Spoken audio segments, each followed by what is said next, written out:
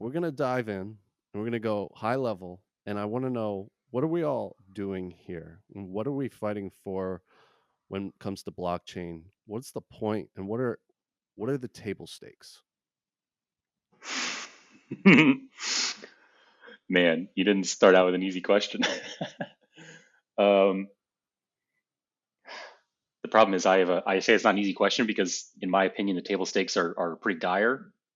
Um, it's not just about to me blockchains. Yes, it's great that we the start of um, Bitcoin was focused on like financial inclusion and making sure that people could kind of have a voice in their own uh, financial freedoms and being.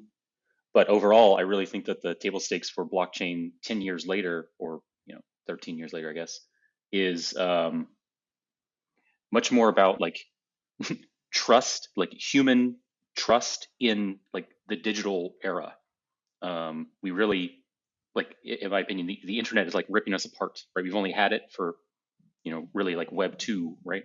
The last 20 years or so, 15 years. We've really only had web for maybe 30, right? Maybe as long as maybe 40 if you want to argue ARPANET and all that stuff.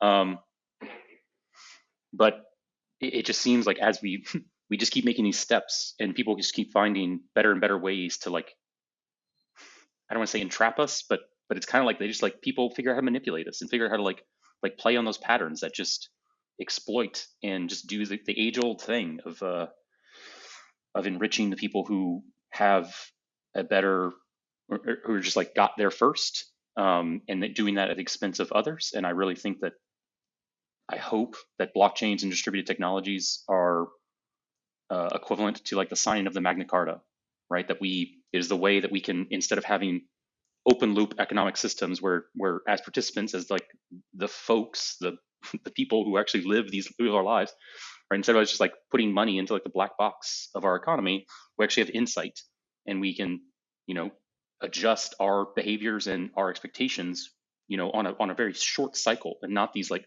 year long cycles of oh, maybe we're in a recession, maybe we're in a bull run, and like we never really know where we're at. And like, I don't know, that seems like a problem, and it seems like a that lack of knowledge, that lack of insight for like the common folk is a way for people to take advantage of us. And like I said, my personal opinion is that blockchains, I've said for a long time, if anything has the potential to do it, blockchains hold the greatest potential in the 21st century to revolutionize the individual's relationship to trust in society.